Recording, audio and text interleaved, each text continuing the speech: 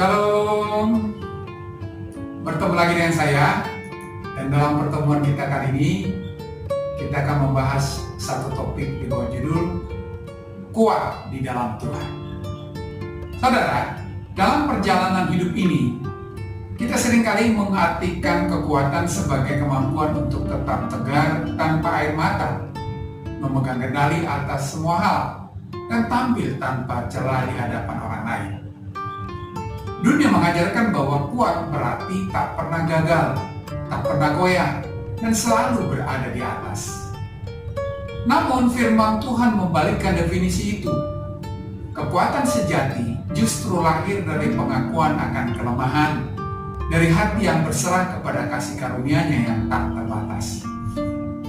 Dalam 2 Korintus pasal 12 ayat yang ke-9, Tuhan berkata kepada Paulus, "Cukuplah kasih karuniaku bagimu, sebab justru dalam kelemahanlah kuasaku menjadi sempurna." Bagi dunia, kelemahan adalah titik akhir. Tetapi bagi Tuhan, kelemahan adalah awal dari karyanya yang dahsyat. Di saat kita merasa tidak sanggup lagi, Tuhan tidak datang hanya untuk menyelesaikan masalah kita, tetapi terlebih dahulu menguatkan kita untuk tetap berdiri dan berjalan bersamanya. Rasul Paulus, seorang yang begitu berpengaruh dalam sejarah gereja, tidak segan membagikan pergumulannya. Ia menyebut tentang duri dalam daging yang membuatnya terus bergantung kepada Tuhan. Kita tidak tahu secara pasti apa duri itu. Apakah itu penyakit, tekanan batin, atau musuh yang terus mengajarnya. Tetapi yang pasti, itu membuatnya tidak bisa mengandalkan kekuatannya sendiri. Dan justru di sanalah kuasa Kristus dinyatakan. Ini bukan kelemahan yang memalukan, melainkan kelemahan yang membawa kita pada kekuatan ilahi. Kekuatan rohani bukan sekadar tampak di atas panggung atau dalam keberhasilan besar. Ia nyata dalam kesetiaan sehari-hari, dalam seorang ibu yang tetap berdoa dan bersyukur meski harus membesarkan anak-anaknya sendiri, dalam seorang pemuda yang menolak membalas kejahatan dengan kejahatan dan memilih tetap setia melayani, dalam seorang lansia yang tidak lagi diperhatikan dunia, tetapi tetap menaikkan pujian kepada Tuhan setiap pagi.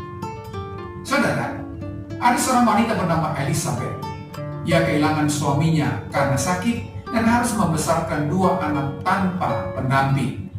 Setiap hari ia bekerja keras, bahkan kadang hanya tidur beberapa jam.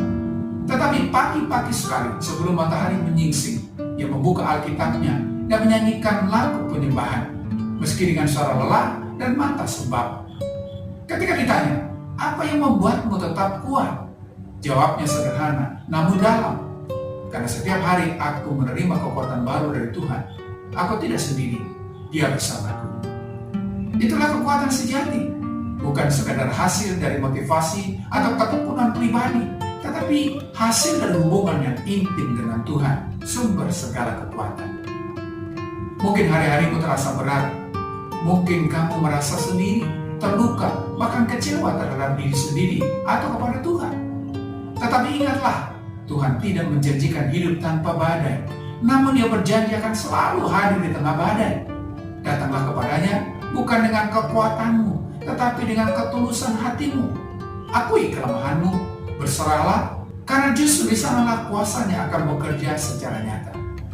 Berdoalah hari ini bukan agar masalahmu selesai, tetapi agar hatimu dikuatkan, langkahmu diteguhkan, dan damainya memenuhi jiwamu.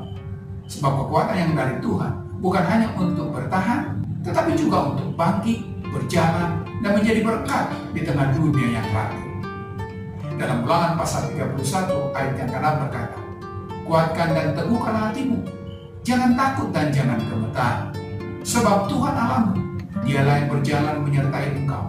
Ia tidak akan membiarkan engkau dan tidak akan meninggalkan engkau." Sampai di sini pertemuan kita kali ini, dan kita akan lanjutkan di lain kesempatan. Terima kasih dan shalom.